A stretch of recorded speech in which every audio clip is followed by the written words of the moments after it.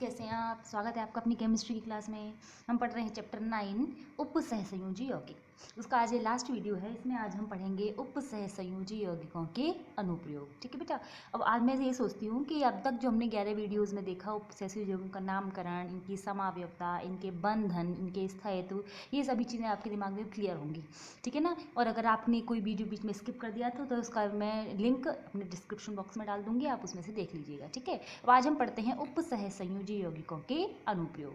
ठीक है। इससे पहले वाली वीडियोज़ की जो प्रॉब्लम थी वो मैं हैंड टू हैंड उन्हीं वीडियोज़ में करवाती गई थी, लेकिन फिर भी अगर आपको कोई प्रॉब्लम हो तो आप यहाँ कमेंट बॉक्स में क्वेश्चन डाल दीजिएगा, मैं उसका आपको सॉल्यूशन दे दूँगी। ठीक है ना। उपसहसंयोजी यौगिकों के अनुप्रयोग एवं महत्व। ठीक है ना। जो उपसहसंयोजी यौगिक होते हैं उनका मुख्य रूप से 3 क्षेत्रों में महत्व है। ठीक है ना। 3 क्षेत्रों में सबसे पहले अपन बात करते हैं जैविक प्रणाली की, यानी कि जैविक तंत्र की। जीवों में जो उपसहसंयोजी यौगिक होते हैं उनका क्या महत्व होता है। ठीक है ना। सबसे पहली बात करें हीमोग्लोबिन की। हमारे रक्त का रंग लाल क्यों होता है? क्योंकि हमारे रक्त में हीमोग्लोबिन नामक वर्णक पाया जाता है।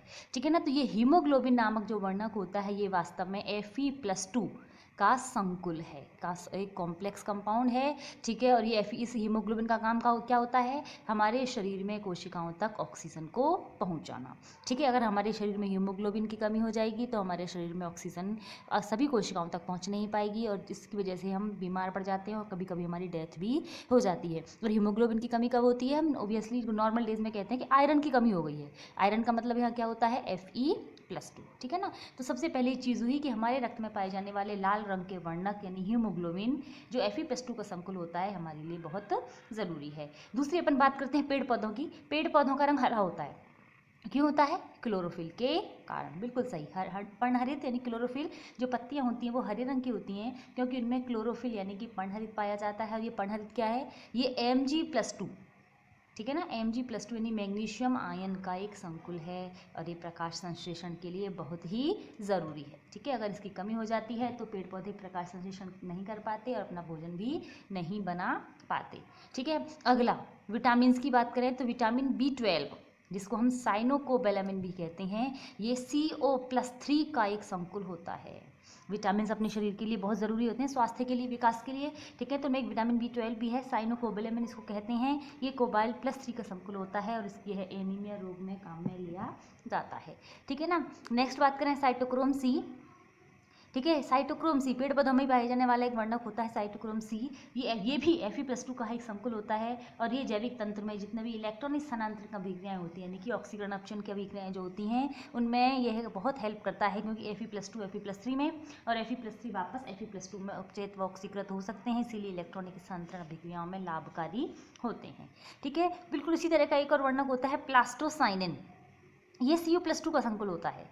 ठीक है ना। प्लास्टोसाइनिन किसका संकुल है? Cu+2 का। कॉपर का संकुल है। ये केवल प्रकाश संश्लेषण के समय कामगार होता है। प्रकाश संश्लेषण के समय जो ऑक्सीकरण अपचयन होता है यानी कि इलेक्ट्रॉन स्थानांतरण होता है उसमें यह सहायक होता है, क्योंकि इस समय ये Cu+2 और Cu+1 में अंतर परिवर्तित होता है। ठीक है ना। ये चीज़ें तो वो हैं जो प्रकृति में पाई जाती हैं, लेकिन बहुत सारे संकुल ऐसे भी हैं जो औषधि रूप में हमें हमारे शरीर के उपयोग में लिए जाते हैं कई बीमारियों के लिए। जैसे एक औषधि है सिसप्लेटिन।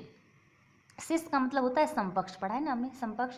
समपक्ष प्लेटिन ये एक संकुल है PTNS3 Cl2 यानी कि डाईएमीन डाईक्लोरिडो प्लेटिनम सेकेंड। इसमें Pt की समन्वय संख्या 4 है ना, इसलिए इसकी ऑक्सीजन अवस्था कितनी होगी? +2। बिल्कुल ठीक। इसका समपक्ष समावयवी। समपक्ष समावयवी का मतलब दोनों अमोनिया आपस में 90 डिग्री पर और दोनों क्लोरीन भी आपस में 90 डिग्री पर हो, उसे सिसप्लेटिन कहते हैं। और इसका उपयोग किया जाता है कैंसर के उपचार में। ठीक है ना। क्लियर। और देखते हैं ABL ये एक औषधि है। इसका उपयोग किया जाता है कि जो जल प्रदूषण की वजह से हमारे शरीर में कुछ विषैली धातुएं जैसे मरकरी, लेड, ये हमारे शरीर में जब पहुंच जाती हैं तो ये हमारे शरीर में बहुत विषाक्त प्रभाव उत्पन्न करती हैं। तो जल प्रदूषण के कारण जो ये भारी धातुएं हमारे शरीर में पहुंच रही हैं उनके विषाक्त प्रभाव को दूर करने के लिए जो एक औषधि काम में लेते हैं वो एक संकुल यौगिक है जिसका नाम है ABL। ठीक है। ABL नामक औषधि का उपयोग किया जाता है भारी धातुओं जैसे मरकरी और PB आदि के विषाक्त प्रभाव को कम करने के लिए। ठीक है। इसके अलावा अगर PB की मात्रा हमारे शरीर में बहुत ज़्यादा हो गई है तो उसे बाहर निकालना ज़रूरी है। तो बाहर निकालने के लिए काम में लिया जाता है कैल्शियम EDTA। कैल्शियम का EDTA के साथ बना हुआ संकुल हमारे शरीर में से Pb को बाहर निकालने में प्रयुक्त किया जाता है। इस तरह से ये कुछ उदाहरण हैं उन संकुल यौगिकों के जो हमारे शरीर में या जैविक तंत्र में प्रभावकारी होते हैं। ठीक है ना। अब दूसरा क्षेत्र हम देखते हैं धातु निष्कर्षण में, और तीसरा क्षेत्र हम देखेंगे प्रैक्टिकल बेस यानी कि गुणात्मक विश्लेषण में। ठीक है ना। धातु निष्कर्षण में, धातु निष्कर्षण यानी कि मेटलर्जरी में कई विधियां ऐसी हैं जहां हम धातु निष्कर्षण के बीच में संकुल यौगिकों का निर्माण करते हैं, जिससे हम संकुल जो धातु होती है, शुद्ध धातु है, उसे प्राप्त कर सकते हैं। ठीक है। जैसे पहली है धातु विस्थापन विधि। इस विधि का उपयोग किया जाता है Ag और Au जैसी धातुओं के शुद्धिकरण के लिए। ठीक है ना। इसमें सबसे पहले हम क्या करते हैं कि Ag या Au के जो भी अयस्क हैं, ठीक है, जैसे सिल्वर के 2 अयस्क हैं, सिल्वर ग्लांस यानी कि Ag2S, हॉर्न सिल्वर यानी कि AgCl, ऐसे गोल्ड का भी Au2S होता है या AuCl3 होता है। ठीक है ना। ये जो अयस्क हैं पहले तो इनको सांद्रित कर लिया जाता है और फिर सांद्रित अयस्क में हम NaCN विलयन मिलाते हैं। सोडियम साइनाइड आयनिक यौगिक है ये। ठीक है। इस आयनिक यौगिक को जब हम मिलाते हैं तो Ag का इस Cn- के साथ लिगेंड रूप में व्यवहार किया जाता है Ag के साथ, तो एक संकुल बनता है सोडियम अर्जेंटोसाइनाइड। ठीक है। इसका नाम क्या होगा, IUPAC नाम सोडियम डाइसाइनो अर्जेंटेट फर्स्ट। Ag की ऑक्सीकरण अवस्था हमेशा फर्स्ट होती है। ठीक है ना। तो एक जल विलेय संकुल बनता है, यानी जितनी भी चांदी होगी, जितना भी सिल्वर होगा, वो सारा का सारा जल विलेय रूप में रह जाएगा। ठीक है ना। फिर इस जल विलेय सोडियम अर्जेंटोसाइनाइड को पृथक कर लेते हैं छानकर, और फिर इसमें डालते हैं कोई भी सक्रिय धातु, जैसे हमने डाल दिया जिंक, इस छीलन डाल देते हैं। ठीक है ना। तो किसी सक्रिय धातु की जब छीलन डालते हैं तो सक्रिय धातु क्या करती है, सक्रिय धातु क्या करती है, अपने से कम सक्रिय धातु को उसकी विलयन में से प्रतिस्थापित कर देती है। तो अधिक सक्रिय धातु कम सक्रिय धातु को विस्थापित करेगी, इसीलिए इस विधि का नाम है धातु विस्थापन विधि। ठीक है ना। तो देखो Ag को तो बाहर निकाल दिया इसने, सक्रिय धातु का मतलब ताकतवर धातु है, ताकतवर क्या करता है, कमजोर को हटाकर उसकी जगह बैठ जाता है, तो ये कमजोर को हटाएगा, ठीक है, और उसकी जगह पर आकर बैठ जाएगा। और इसकी समन्वय संख्या यहाँ 2 है, तो 2 ही साइनाइड जुड़े हैं, यहाँ इसकी समन्वय संख्या 4 हो जाती है, तो इसके साथ 4 साइनो आयन जुड़ जाते हैं। और Ag यहाँ पर ये बनेगा जो संकुल है, तो जल विलेय ही रहेगा, सोडियम टेट्रासाइनो जिंकेट। ठीक है ना। और सेकेंड, ठीक है, यहाँ ये फर्स्ट ऑक्सीकरण अवस्था में होता है और जिंक सेकंड ऑक्सीकरण अवस्था में होता है, जल विलेय है, और जितनी भी चांदी होगी वो नीचे अवक्षेपित हो जाती है। ठीक है ना। इसके बाद बात करते हैं दूसरी विधि है मॉन प्रोसेस, मॉन प्रक्रम। मॉन प्रक्रम का उपयोग किया जाता है अशुद्ध Ni के शुद्धिकरण में। ठीक है ना। निकिल जो है वो अशुद्ध रूप में है, या हमने किसी इसके अयस्क से निकिल को प्राप्त तो कर लिया है, लेकिन अभी वो 100% शुद्ध नहीं हो, इसके साथ बहुत सारी अन्य धातु भी मिश्रित रूप में हैं। तो हम क्या करेंगे कि जो अशुद्ध निकिल होगा इसकी अभिक्रिया करवाएंगे कार्बन मोनोऑक्साइड से। तो जब निकिल की अभिक्रिया कार्बन मोनोऑक्साइड से होगी तो कार्बन मोनोऑक्साइड यहाँ लिगेंड के रूप में व्यवहार करेगा और एक संकुल बनेगा NiCO4, यानी कि टेट्रा कार्बोनिल निकिल 0। ये वाष्पशील होता है, यानी गर्म करते हैं तो आसानी से वाष्पित हो जाता है। अशुद्धियाँ सारी वहीं रह जाएंगी, केवल और केवल निकिल की अभिक्रिया CO से होगी और वाष्प के रूप में हमें NiCO प्राप्त होगा, जिसे हम संघनित करके पृथक कर लेते हैं। फिर जब इसको दोबारा गर्म करते हैं तो ये ताप अपघटित हो जाता है, और ताप अपघटित होगा तो हमें शुद्ध Ni और CO पुनः प्राप्त हो जाते हैं। ठीक है ना। अशुद्ध Ni की अभिक्रिया CO से हुई तो टेट्रा कार्बोनिल निकिल 0 बन गया। फिर उसके बाद इसको जब ताप अपघटित किया तो निकिल सारा नीचे बैठ गया, कार्बन मोनोऑक्साइड ऊपर प्राप्त हो गया, जिसे हम पुनः यहाँ अशुद्ध Ni को पृथक करने में प्राप्त कर सकते हैं। ठीक है ना। तो ये इसी तरह से आयोडीन का निष्कर्षण किया जाता है, वो भी इसी प्रकार की विधि है, वेन आर्केल विधि है। उसमें टाइटेनियम का शुद्धिकरण करते हैं आयोडीन का उपयोग करके। इसी तरीके से उसमें टेट्रा आयोडो टाइटेनियम बनता है जो वाष्पशील होता है, फिर उसको पृथक कर लेते हैं, फिर उसका ताप अपघटन करते हैं तो टाइटेनियम और आयोडीन अलग अलग हो जाते हैं। ठीक है। इस तरीके से हुआ धातु निष्कर्षण। अब अपन बात करते हैं गुणात्मक विश्लेषण की। गुणात्मक विश्लेषण में मुख्य रूप से जो क्षारीय यानी कि भास्मिक मूलक होते हैं उनकी पहचान करने में संकुल यौगिक बहुत काम में आते हैं। ठीक है ना। मूलक मतलब जिन पर तो परमाणु या परमाणु का वह समूह जिस पर कोई आवेश पाया जाए, धनावेश पाया जाएगा तो उन्हें धनमूलक कहेंगे या धनायन कहेंगे, ऋणावेश पाया जाएगा तो उन्हें ऋणमूलक या ऋणायन कहते हैं। जितने भी ऋणायन होते हैं वो हमेशा अम्लीय मूलक कहलाते हैं, क्योंकि वो अम्लों से प्राप्त किए जाते हैं। और जितने भी क्षारीय या धनायन होते हैं वो हमेशा क्षारीय या भास्मिक मूलक कहलाते हैं, क्योंकि वो भस्म से यानी पौधों की राख या भस्म से प्राप्त किए जाते हैं, तो हम भास्मिक मूलक कहते हैं। तो भास्मिक मूलक जो हैं उनको हमने 0 से लेकर 6 तक के 7 समूहों में बांटा है। इनमें से 0 समूह में अमोनिया में भी है, कई सभी समूहों में लगभग कहीं ना कहीं कोई ना कोई संकुल यौगिक बनता है जो हमें उस समूह के आयनों की पहचान करने में हेल्पफुल होता है। ये हम 4 समूहों के बारे में पढ़ेंगे। सबसे पहले पढ़ते हैं फर्स्ट समूह के लिए। फर्स्ट समूह में होते हैं Ag और Hg एक साथ, ठीक है ना। जब हम प्रथम समूह के जो भी मूल विलयन है, यानी इसको पानी में घुलकर हमने विलयन बना लिया प्रथम समूह के मिश्रण का, फिर उसमें जब तनु HCl डालते हैं तो अगर उसमें Ag+ है तो वो AgCl के रूप में, और Hg है तो Hg2Cl2 के रूप में अवक्षेप प्राप्त होता है। तो श्वेत अवक्षेप जो है इसमें AgCl का भी हो सकता है ये, और Hg2Cl2 का भी हो सकता है, और दोनों भी हो सकते हैं। तो अब इनको हमें पहचान करनी है कि है कौन सा। तो हम क्या करेंगे, ये जो श्वेत अवक्षेप प्राप्त हुआ है इसको अमोनियम हाइड्रोक्साइड में घोलते हैं। तो अमोनियम हाइड्रोक्साइड जब इसमें हम मिलाते हैं तो अगर ये श्वेत अवक्षेप पूरा का पूरा घुल गया तो इसका मतलब Ag+ है, क्योंकि Ag+ क्या करेगा, इसके साथ जल विलेय संकुल बनाता है। AgCl की अभिक्रिया NH4OH से हुई तो AgNH3 यानी कि diammine silver first chloride एक संकुल बनता है जो जल विलेय होता है, ठीक है ना। और यदि ये जो श्वेत अवक्षेप था घुला नहीं बल्कि काला हो गया, सफ़ेद की जगह पे काला हो गया, इसका मतलब पारा है, Hg+2 उपस्थित है। क्यों? क्योंकि Hg2Cl2 जब NH4OH से अभिक्रिया करता है तो इसका अपचयन कर देता है और HgNH2Cl और Hg बनते हैं। इसमें Hg जो है इसकी सतह पर अधिशोषित हो जाता है और इस Hg की वजह से इसका रंग हो जाता है काला। तो अगर हमें जो श्वेत अवक्षेप था घुल गया तो इसका मतलब वो जल विलेय संकुल है, और काला हो गया तो इसका मतलब उसमें Hg+ है, और दोनों ही चीज़ें हैं तो हम छानकर काले अवक्षेप से Hg को पृथक कर लेते हैं और जल विलेय संकुल को क्षणिक में से पृथक कर लेते हैं, ठीक है ना। अब बात करते हैं द्वितीय समूह की। द्वितीय समूह में पाए जाते हैं दो समूह सेकंड A और सेकंड B।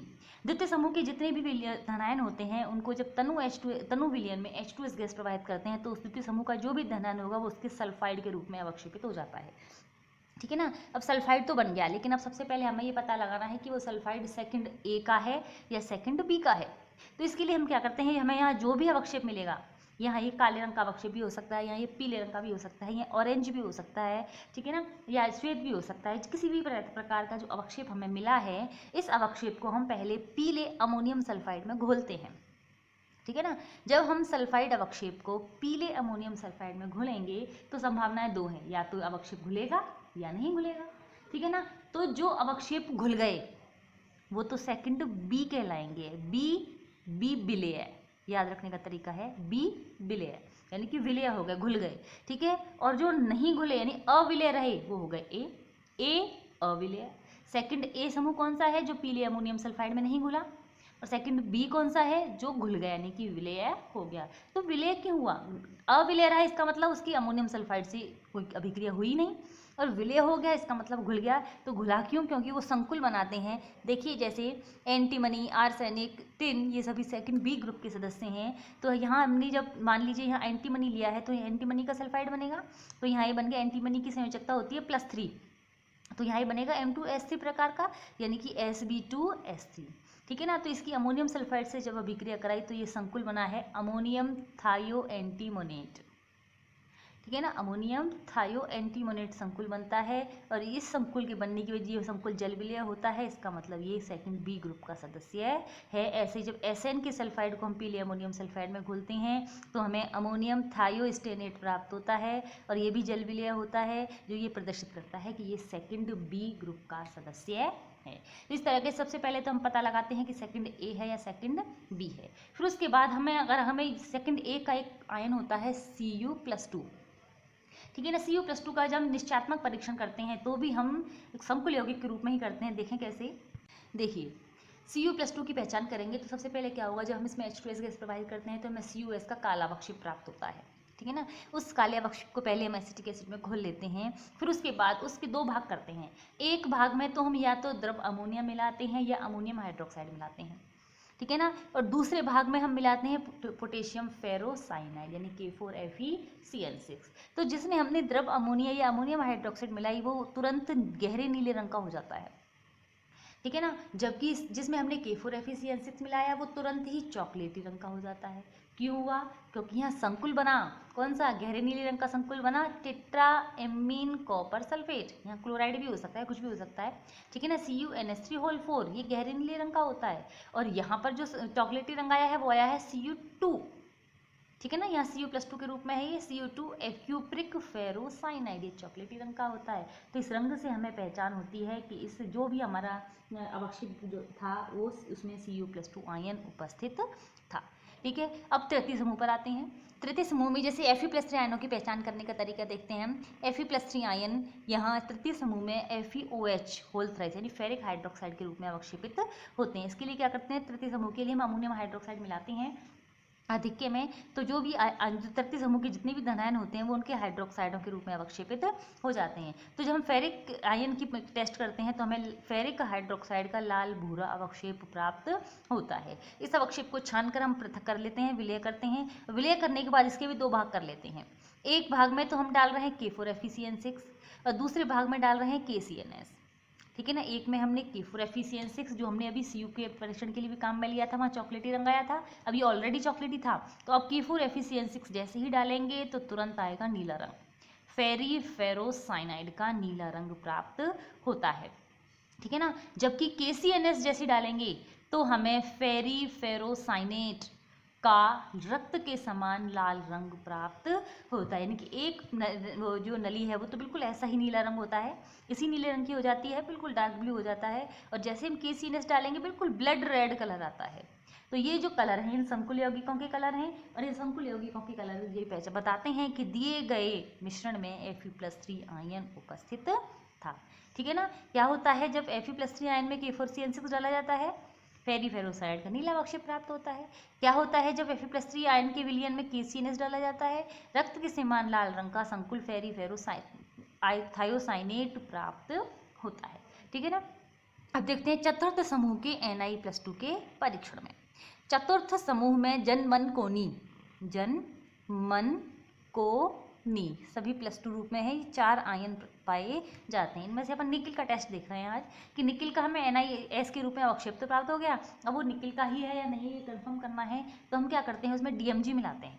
DMG मतलब डाई मिथाइल ग्लाइऑक्सिम, ये क्या है, लिगेंड है ना, बाइडेंटेट लिगेंड है, द्विदंतुक लिगेंड है ये। तो हम जब निकिल +2 का जो विलयन है उसमें DMG मिलाते हैं तो हमें गुलाबी रंग का एक संकुल प्राप्त होता है, बिस डाई मिथाइल ग्लाइऑक्सीमेट निकल सेकेंड। ये गुलाबी रंग का अवक्षेप प्राप्त होता है, यानी कि जो विलयन था वो गुलाबी रंग का हो जाता है। ठीक है ना। देखो ये संरचना आपको समझ में आ रही होगी, ये DMG की संरचना है, NiCl2 के रूप में हो सकता है विलयन में, ये HCl में घोलते हैं उसको इसलिए। तो Na+2 की अभिक्रिया DMG के साथ होगी तो इस तरह से संकुल बनेगा जिसका नाम है बिस डाई मिथाइल ग्लाइऑक्सीमेटो निकल सेकेंड।